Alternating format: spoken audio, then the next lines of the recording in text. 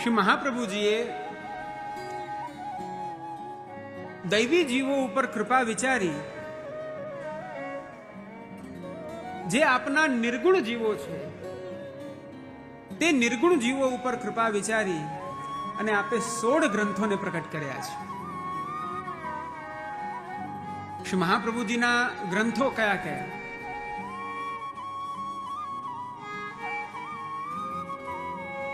અણુભાષ્ય, તત્વાર્થ દીપ નિબંધ,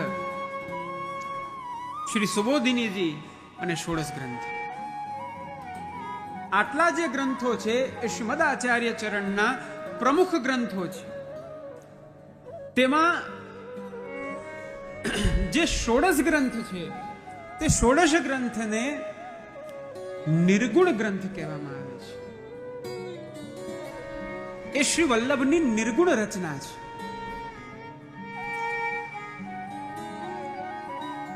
અને એ નિર્ગુણ ગ્રંથોની શૃંખલા જ્યારે પ્રારંભ થાય છે તો તે ગ્રંથોમાં મંગલાચરણ તો હોવું જોઈએ. તે ગ્રંથ સમુચ્ચયનું કઈ મંગલાચરણ તો હોવું જોઈએ. તેનું મંગલાચરણ શ્રી યમુનાષ્ટકમ છે. હવે જુઓ, શ્રીમદ આચાર્ય ચરણ આપના અંતઃકરણમાં પણ એ જ નિર્ગુણા ભક્તિ ઉચ્છૃંખલ થઈ રહી છે. એ જ નિર્ગુણા ભક્તિના સિદ્ધાંત આપના મુખારવિંદમાંથી ઉચ્છ્વલિત થઈને બહાર પ્રકટ થઈ રહ્યા છે. વિષય નિર્ગુણત્વનું પ્રતિપાદન છે, નિર્ગુણ ભક્તિ માર્ગનું પ્રતિપાદન છે. તો મંગલાચરણમાં પણ શ્રી યમુનાજીનું સ્વરૂપ પણ નિર્ગુણ છે. માટે એવા નિર્ગુણાત્મિકા શ્રી યમુનાજીનું સ્મરણ કરી અને આપે મંગલાચરણ કર્યું છે. આમ જોવા જાવ તો 16 ગ્રંથને વલ્લભ ગીતા કહેવાય છે. એક તો ભગવતા ગીતા, ભગવાને જે ગાઈ, ભગવાન દ્વારા જે ગવાઈ તે ભગવદ ગીતા. હમણાં જ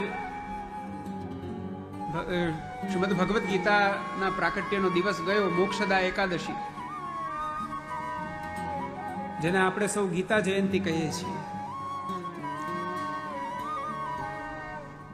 જેટલા પણ ઉપનિષદ છે એવી કલ્પના છે કે તે ઉપનિષદો ગાય છે અને તેને દોનારા ભગવાન છે. પણ ગાય દૂધ ક્યારે સ્રવે? જ્યારે એની અંદર વાત્સલ્ય આવે.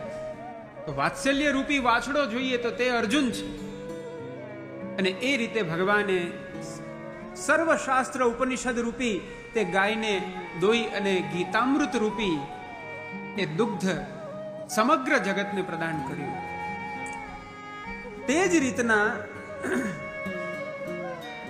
શ્રી મહાપ્રભુ આપ દોગ્ધા છે. શ્રીમદ ભાગવત જે 4 પ્રમાણ છે, વેદાહ શ્રી કૃષ્ણ વાક્યાની, વ્યાસ સૂત્રાણી ચૈવહી, સમાધિ ભાષા વ્યાસસ્ય પ્રમાણમ તચ્ચતુષ્ટયમ. આ 4 જે પ્રમાણ ગ્રંથો છે તે ગાય છે. તેને દોનારા શ્રી મહાપ્રભુજી છે.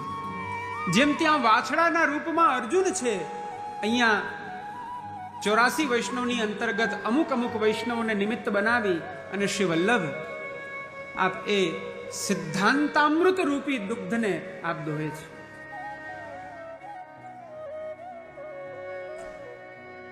આપણે સૌ વૈષ્ણવ છીએ.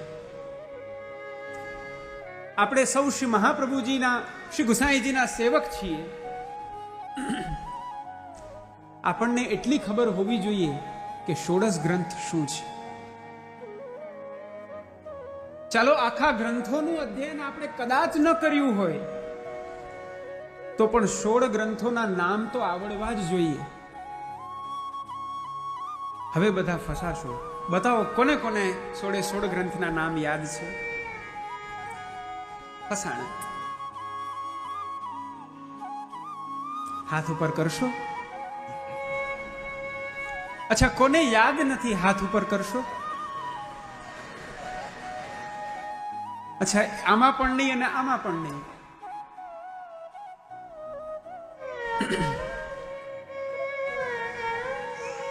યમુના બાલ મુક્તાશ્ચ પુષ્ટિ સિદ્ધાંત રત્નમમ વિવે કૃષ્ણ ચતુર્ભક્ત્યા જપ સંન્યા નિસેવયા. આ એક શ્લોકમાં 16 ગ્રંથો આવી ગયા. યમુના એટલે યમુનાષ્ટક, બાલ એટલે બાલબોધ, મુક્તાશ્ચ એટલે સિદ્ધાંત મુક્તાવલી, પુષ્ટિ એટલે પુષ્ટિ પ્રવાહ મર્યાદા ભેદ, સિદ્ધાંત એટલે સિદ્ધાંત રહસ્ય, રત્નમમ એટલે નવરત્નમ, વિવે એટલે કે વિવેક ધૈર્યાશ્રય, કૃષ્ણાશ્રય, ચતુ એટલે ચતુશ્લોકી, ભક્ત્યા ભક્તિવર્ધિની, જલભેદ પ પંચપદ્યાની, સંન્યાસ નિર્ણય, નિરોધ લક્ષણમ, સેવા ફલમ. આ 16 ગ્રંથો છે. વૈષ્ણવોએ નિત્ય આ 16 ગ્રંથોનો પાઠ કરવો જ જોઈએ. કંઈ જ ન બની શકે પ્રિયજનો તો યમુનાષ્ટક, ચતુશ્લોકી, ભક્તિવર્ધિની, કૃષ્ણાશ્રય, નવરત્ન અને નિરોધ લક્ષણમ, આટલા ગ્રંથોનો તો પાઠ કરવો જ જોઈએ. સમજ્યા આપ બધા? તો કાલથી શરૂ કરશો? એ નહીં થાય.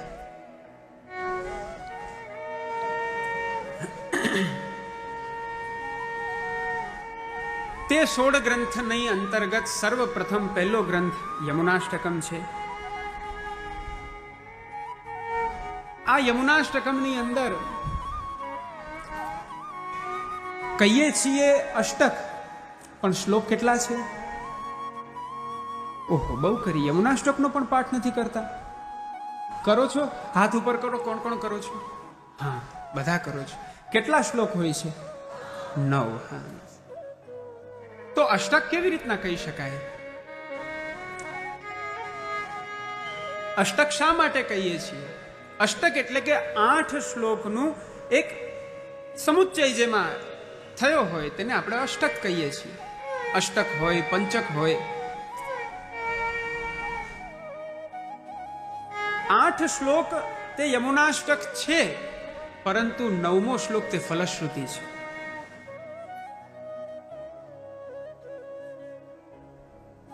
આ યમુનાષ્ટકની અંદર કુલ 4 ટીકાઓ છે.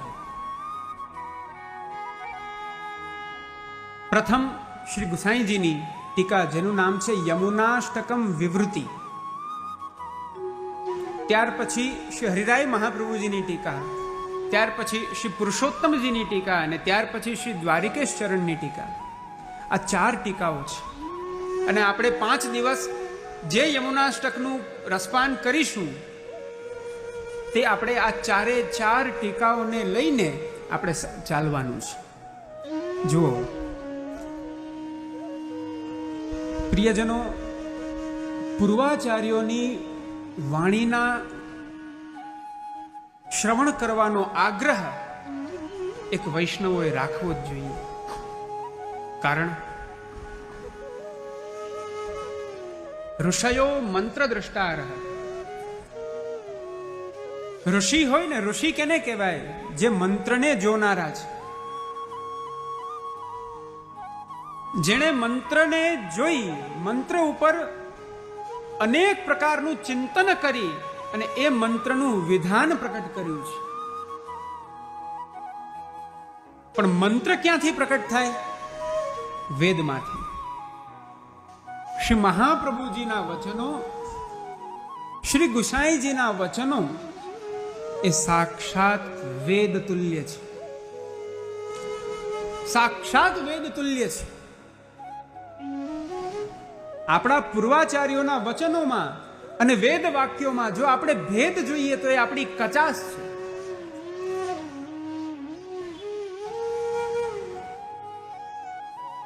વેદ પણ જે બ્રહ્મનું પ્રતિપાદન કરે છે તે જ બ્રહ્મ આચાર્ય સ્વરૂપે શ્રી વલ્લભના સ્વરૂપે પધાર્યા છે. નહીતર શ્રી ગુસાઈજી અપ્રાકૃત નિખિલ ધર્મ રૂપમિતિ આવું આપ ન કહેતા.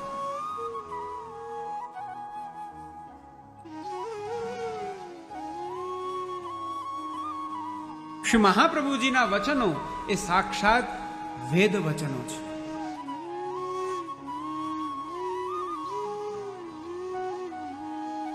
અને શ્રી વલ્લભના વચનો ઉપર જેમણે ટિપ્પણી, પ્રકાશ, વિવૃત્તિ આદિ કરી છે, જેમણે ટીકાઓ લખી છે, તે વેદના શ્રીમદ આચાર્ય ચરણોના વાક્યરૂપી, વેદ વાક્યરૂપી તે મંત્રોના દ્રષ્ટા આપણા આ પૂર્વાચાર્યો છે. એમણે જે અલૌકિક દૃષ્ટિથી શ્રીમદ આચાર્ય ચરણોના એ વચન સુધાનો જે અર્થ કર્યો છે, ખરેખર આપણા ચિંતનની બહાર છે, આપણા કલ્પનાની બહાર છે. 5 દિવસમાં આપ એનું શ્રવણ કરશો. શબ્દ તો ખાલી એક નમામી છે. નમામી યમુનામહમ, પછી સકલ સિદ્ધિ હેતુ મુદા. પણ એક નમામી શબ્દ ઉપર કેટલી વ્યાખ્યા, કેટલું ચિંતન. સકલ સિદ્ધિ, સિદ્ધિ શબ્દ ઉપર કેટલું ચિંતન. મુરારી, અદ્ભુત. અત્યારના મારે આપને કેવળ પ્રાસ્તાવિક પરિચય કરાવવાનો છે. આજે તો સમય નથી, હવે ગ્રંથનો પ્રારંભ તો કાલથી જ થશે.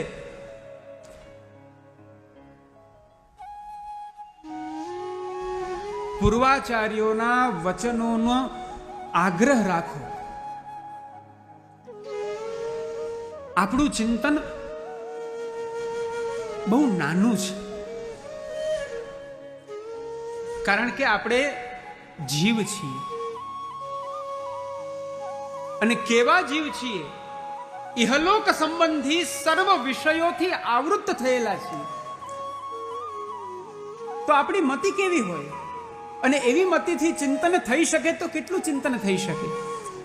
જ્યારે શ્રી ગુસાઈજી, શ્રી હરિરાય ચરણ, શ્રી પુરુષોત્તમ ચરણ, શ્રી દ્વારિકેશ ચરણ, આપ સાક્ષાત અલૌકિક સ્વરૂપો છે, લીલા મધ્યપાતી સ્વરૂપો છે. આપના દ્વારા જે શ્રી યમુનાજીના સ્વરૂપનું પ્રતિપાદન થયું છે, તે હું કે આપણે સૌ મળીને ન કરી શકીએ, ન થઈ શકે આપણાથી. યમુનાષ્ટક શા માટે લખાયો? યમુનાષ્ટક નો ઉદ્દેશ્ય શું છે? યમુનાષ્ટકમનો પરિચય શું છે? તે શ્રી દ્વારિકેશજી એ બહુ અદ્ભુત રીતના આપણને સમજાવે છે. શ્રીમદાચાર્ય ચરણાહ સ્વીયાનામ ભક્તિ સિદ્ધયે આકર્ષુઃ ષોડશ ગ્રંથાન સ્વસિદ્ધાંતાર્થ બોધકાન.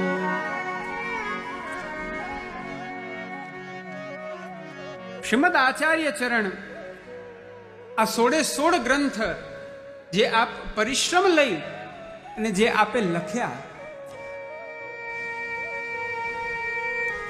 શા માટે લખ્યા? વિચાર કરો. 2 વખત ભગવદ આજ્ઞા થઈ છે શ્રી મહાપ્રભુજીને કે હે શ્રી વલ્લભ, હવે આપ પુનઃ ભગવદ લીલા ધામમાં પધારો. પણ શ્રી મહાપ્રભુજી આપ નથી પધાર્યા.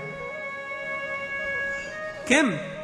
હજી એ ભગવદ લીલાના ગૂઢ રહસ્યને પ્રકટ કરવાનું અધૂરું, એ કાર્ય અધૂરું છે. તૃતીય સ્કંદમાંથી આપ સીધા દશમ સ્કંદમાં આપ પધારી અને આપે દશમ સ્કંદની સુબોધિનીજીનો પ્રારંભ કરી દીધો. મુખ્ય લીલા, નિરોધ લીલા તો રહી જશે. ભગવત સ્વરૂપનો પરિચય કરાવો, ભગવાન માર્ગનો પરિચય કરાવો, ભગવત ભક્તિના સિદ્ધાંતનું પ્રતિપાદન કરવું, આ શ્રીમદ આચાર્ય ચરણનો મુખ્ય પ્રયોજન છે આ ભૂતલ પર પ્રકટ થવાનું. શ્રી દ્વારિકેશજી એટલી અદ્ભુત વ્યાખ્યા કરી. શ્રીમદાચાર્ય ચરણાહ સ્વીયાનામ ભક્તિ સિદ્ધયે આકર્ષુઃ અકાર્ષુઃ. પોતાના સ્વીયજનોમાં ભક્તિને પ્રતિપાદિત કરવાને માટે ભક્તિ શબ્દ એ બહુ ગૂઢ છે.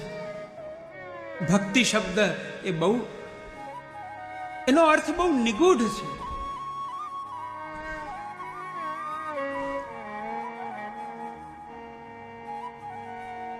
હું ઘણી વાર કહેતો હું છું, ભક્તિના બે સ્વરૂપો છે. એક ભજનમ ભક્તિ અને એક ભંજનમ ભક્તિ. એક ભક્તિનું સ્વરૂપ છે ભજન, કૃષ્ણ ભજન, કૃષ્ણ સેવા. અને એક ભક્તિનો અર્થ છે ભંજન, તોડવું, નષ્ટ કરી દેવું.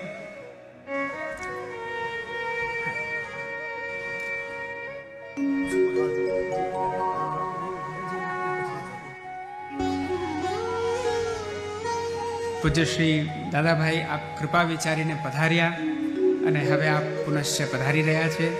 કરતલ ધ્વનિ દ્વારા આપણે સૌ આપશ્રીનું અભિવાદન કરીએ.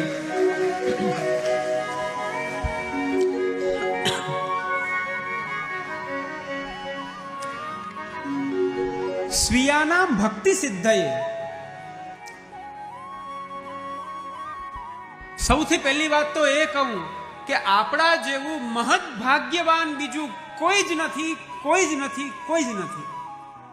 3 વાર બોલ્યો છું, 3 વાર બોલ્યો છું એટલે થપ્પો લાગી ગયો. કેમ? આપણે સૌ શ્રી મહાપ્રભુજી, શ્રી ગુસાઈજી ના સ્વીય વર્ગની અંદર આવીએ છીએ. સ્વીય કોને કહેવાય? જે નિવેદિત આત્મા હોય, જેને બ્રહ્મ સંબંધ લીધું હોય, બ્રહ્મ સંબંધ લઈ પોતાનું સર્વસ્વ શ્રી વ્રજાધીપના યુગલ પાદારવિંદમાં સમર્પણ કર્યું હોય, તે શ્રી મહાપ્રભુજીનો સ્વીય છે, તે શ્રી મહાપ્રભુજીનો પોતાનો છે. આપે સૌએ બ્રહ્મ સંબંધ લીધું છે? આપ સૌ વૈષ્ણવ થયા છો? તો આપણે સૌ શ્રી મહાપ્રભુજીના છીએ, આપણે સૌ શ્રી ગુસાઈજીના છીએ. આ વાતની મોહર લગાડી દો અંદર.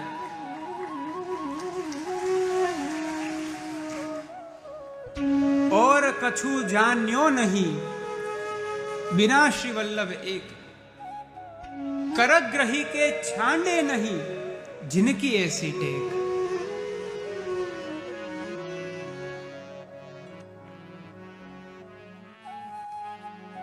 और कछु जान्यू नहीं बिना श्री वल्लभ एक, करग्रही के छांडे नहीं जिनकी ऐसी टेक. श्री वल्लभ जिनकी ऐसी टेक. આપણો હાથ પકડ્યો છે, કરાવલંબન થયું છે. શ્રી વલ્લભે આપણો હાથ પકડ્યો છે અને હાથ પકડવાથી મદિયા આ બધા મારા છે એ શ્રી વલ્લભના મુખે નીકળી શકે. પણ આપણો સ્વભાવ કેવો છે ખબર છે? હું ઘણી વાર વિચારતો હું, આપણે બધા બાળક જેવા છીએ.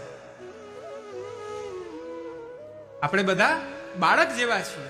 કેવી રીતના? બાળક હોય ને, તમે બાળકનો હાથ પકડીને બેઠા હો, કોઈ એવી વસ્તુ બાળક જોઈ ગયો, એ જ સમયે હાથ પકડેલો હોય, છોડાવીને ભાગી જશે. પિતાને હાથ નથી છોડવો. જે દાદાએ જે હાથ પકડ્યો છે પૌત્રનો, એ દાદાને હાથ નથી છોડવો, માતાને હાથ નથી છોડવો, પણ બાળકને છોડાવીને ભાગવું છે. થોડું આત્મચિંતન કરો. આપણે આવું નથી કરતા? શ્રી વલ્લભે હાથ પકડ્યો, શ્રી યમુનાજીએ હાથ પકડ્યો, શ્રી ઠાકોરજીએ શ્રી ગોવર્ધનોદ્ધરણે હાથ પકડ્યો. ત્યાર પછી હવે બીજું જીવનમાં બાકી શું રહે છે? હવે કઈ એવી વસ્તુ છે જે અપૂર્ણ છે? ત્યારે પૂર્ણાનંદ એવા હરિ પ્રાપ્ત થાય, પૂર્ણાનંદાત્મિકા એવા શ્રી યમુનાજી જ્યારે પ્રાપ્ત થાય, પૂર્ણાનંદ સ્વરૂપ શ્રી વલ્લભ જ્યારે પ્રાપ્ત થાય, પછી હવે શું બાકી રહે? પણ નહીં. આપણને આ સંસારના વિષયોમાં રુચિ છે, આ સંસારના વિષયોમાં આપણને આસક્તિ છે. પ્રિયજનો આપણે બધા સ્વીયજનો છીએ, પોતાના છીએ શ્રી વલ્લભના. બહુ વિસ્તાર નથી કરતો. શ્રીમદાચાર્ય ચરણા સ્વીયાનામ ભક્તિ સિદ્ધયે, ભક્તિને સિદ્ધ કરવાને માટે એક ભક્તિ એ ભજનાત્મિકા છે, તો એક ભક્તિ એ ભંજનાત્મિકા છે. એક જ ભક્તિ પણ કાર્ય બે બે કરે છે. ભજન એટલે સેવા અને ભંજન એટલે તોડવું. પ્રેમપૂર્વક જે સેવાનો આ માર્ગ છે તે ભજનાત્મક છે. સર્વદા સર્વભાવેન ભજનીયો વ્રજાધિપ, ભજનાત્મક માર્ગ છે. અને ભંજન ભગવદ ભક્તિનું એ અલૌકિક સામર્થ્ય છે કે જ્યારે એ આપણા હૃદયમાં એ ભક્તિ જ્યારે સંનિષ્ઠ થાય છે, જ્યારે સ્થિર થાય છે, ત્યારે આપણી આ 10 ઇન્દ્રિયો, 11મું મન, એના વિષયો એ સર્વ જે સંસારગામી બનેલા છે એ આપોઆપ એ સંસારના ધર્મો છૂટતા જાય છે. આપોઆપ જીવને પ્રયાસ નથી કરવો પડતો. આ ભક્તિનું સામર્થ્ય છે કે એ જીવના વિશુદ્ધ દેહનું અને જીવના વિશુદ્ધ અંતઃકરણનું સંપાદન એ આ ભક્તિ કરી રહી છે. શાસ્ત્રોમાં અનેક ઉપાયો આપ્યા છે, આત્મકલ્યાણના અનેક સિદ્ધાંતો આપેલા છે. પણ શ્રી મહાપ્રભુજીએ પ્રકટ થઈને અનેકવિધ ગ્રંથને પ્રકટ કરી અને આપે વિશુદ્ધ પ્રેમાત્મિકા ભક્તિનું પ્રતિપાદન કર્યું છે. શાસ્ત્રમાં એનું સ્વરૂપ બતાવવામાં આવ્યું છે, પણ એની પ્રાપ્તિ નથી બતાવવામાં આવી. માની લો કે એની પ્રાપ્તિ પણ બતાવવામાં આવી હોય, પણ આ કલીના જીવનું સામર્થ્ય નથી કે તેને આચરી શકે. કલૌ ભક્ત્યાદિ માર્ગા હિ દુસ્સાધ્યા ઇતિ મે મતિ. વિવેક ધૈર્યાશ્રયની અંદર શ્રી મહાપ્રભુજી શું આજ્ઞા કરે છે? આ કલીમાં ભક્તિ વગેરે સાધન કરવા પણ બહુ કઠિન છે. એવા કરાલ કાલમાં જીવોના અંતઃકરણમાં ભક્તિ બીજને સંસ્થાપિત કરવાને માટે શ્રી વલ્લભે આ 16 ગ્રંથોની રચના કરી છે.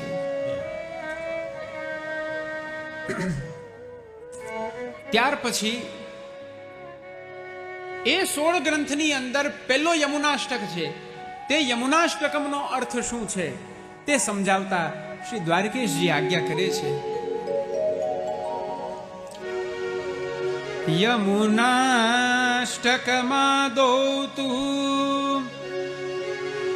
શ્રી કૃષ્ણસ્યમ હિ નિર્મમે મુકુંદરતિ સિદ્ધ્યર્થમ દુરિતક્ષય પૂર્વતઃ સ્વભાવ વિજયાર્થમ ચ મુરસ્યારેશ્ચતુષ્ટયે નમનાદતિરિક્તમ તુ કર્તુમ જીવૈર્ન શક્યતે કૃષ્ણસ્ય નિરપેક્ષત્વાદિતિ સ્વાન્તે વિચાર્યૈ અધિકારસ્ય સિદ્ધ્યર્થમ યમુનાષ્ટકમુજ્જગો અધિકારસ્ય સિદ્ધ્યર્થમ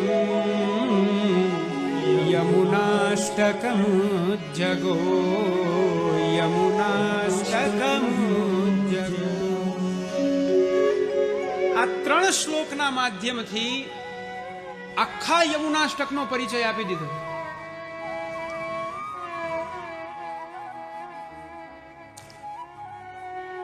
શ્રી કૃષ્ણાસ્યમ હિ નિર્મમે.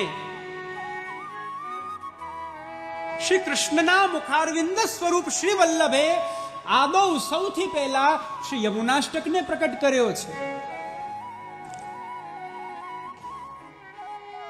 શા માટે? તો કહ્યું મુકુંદ રતિ સિદ્ધ્યર્થમ, ભગવાનમાં અનન્ય પ્રેમને સિદ્ધ કરવાને માટે, અનન્ય ભાવને પ્રકટ કરવાને માટે.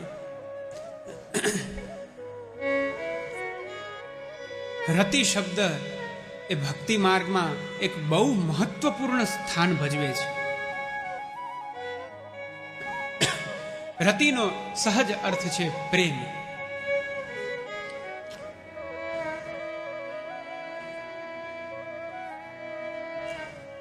એક ભક્તિ છે અને એક પ્રેમ છે. બહુ ધ્યાનથી સમજજો. એક ભક્તિ છે અને એક પ્રેમ છે. જ્યાં કેવલ ભક્તિ છે તે ભક્તિ શાંત રસ પ્રધાન છે.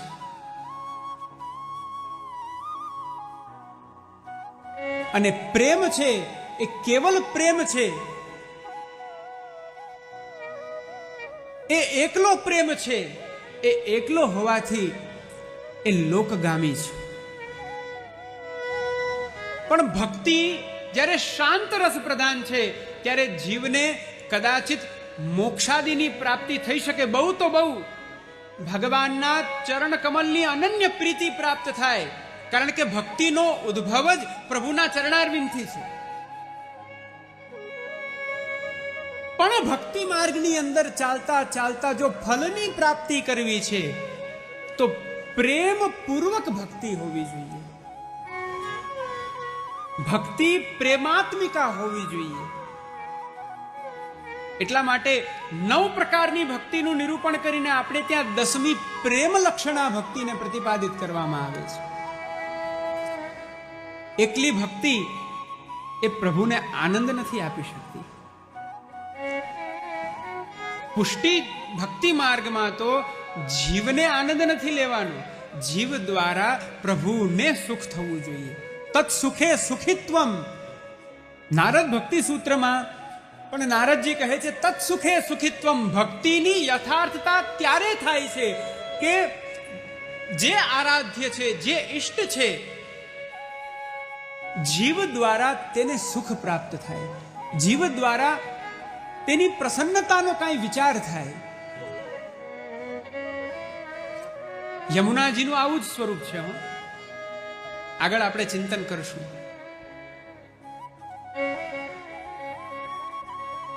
મુકુંદ રતિ સિદ્ધ્યર્થમ દૂરિત ક્ષય પૂર્વતઃ. શા માટે યમુનાષ્ટક પ્રકટ કર્યું? કારણ કે શ્રી યમુનાજીનો આશ્રય લઈ અને જીવ ભગવાનમાં અનન્ય પ્રેમને સાધે છે. શ્રી યમુનાજીની કૃપાથી, શ્રી યમુનાજીના અનુગ્રહથી જીવના અંતઃકરણમાં અલૌકિક ભગવદ રતિ, ભગવત પ્રેમ પ્રકટ થાય છે. એટલું જ નહીં, જીવમાં રહેલા જેટલા દુરિતો છે, જે દોષો છે, તે દોષોનું શમન થાય છે. સ્વભાવ વિજયાર્થમ છે. જીવ સ્વભાવ ઉપર વિજય પ્રાપ્ત કરવો એ બહુ કઠિન છે. શ્રી યમુનાજીની કૃપાથી જીવ સ્વભાવ ઉપર પણ વિજય પ્રાપ્ત કરી શકાય.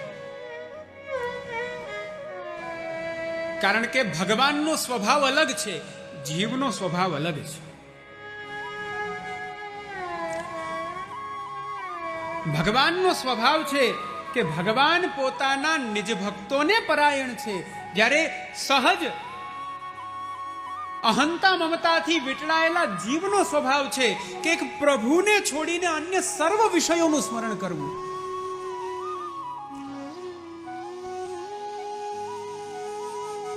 એક નાનકડા ઉદાહરણમાં આપને સમજાવું. આપણે સૌ અહીંયા બેઠા છીએ, શ્રી યમુનાજીના ગુણગાન ગાઈ રહ્યા છીએ. આટલી જ વારમાં કોઈ ખોટું નહીં બોલતા, બધા સાચું કહેજો. ક્યાં ક્યાં ફરીને આવ્યા, કેટલું કેટલું ફરીને આવ્યા, કેટલું કેટલું ચિંતન કરીને આવ્યા, જેની અત્યારના કોઈ જ ઉપાદેયતા નથી, જેની કોઈ આવશ્યકતા નથી. એવા કેટલા કેટલા કાર્યોને અત્યારે યાદ કરી લીધા.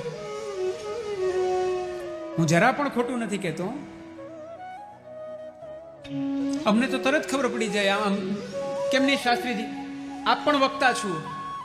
આપ પણ જ્યારે વ્યાસાસને બેસી અને આપ જ્યારે શ્રોતાઓ ઉપર દૃષ્ટિ કરો, ખબર ન પડી જાય?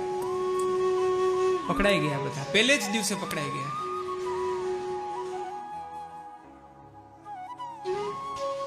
સ્વભાવ,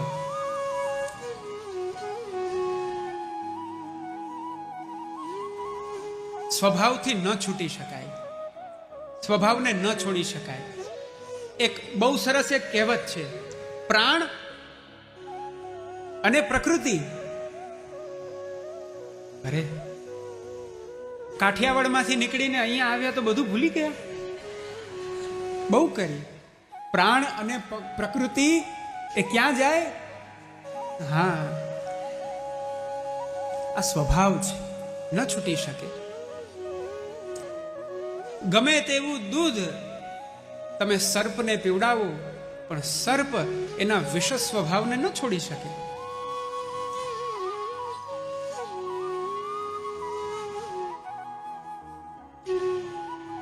ગમે તેટલો યત્ન કરો, પણ વૃશ્ચિક વિચ્છી એ પોતાના દંશ દેવાના સ્વભાવને ન છોડી શકે. એમ આપણો સ્વભાવ છે કે પ્રભુને છોડી અને અન્ય સર્વ વિષયોમાં સ્મતિનું સાતત્ય એ જીવ સ્વભાવ છે.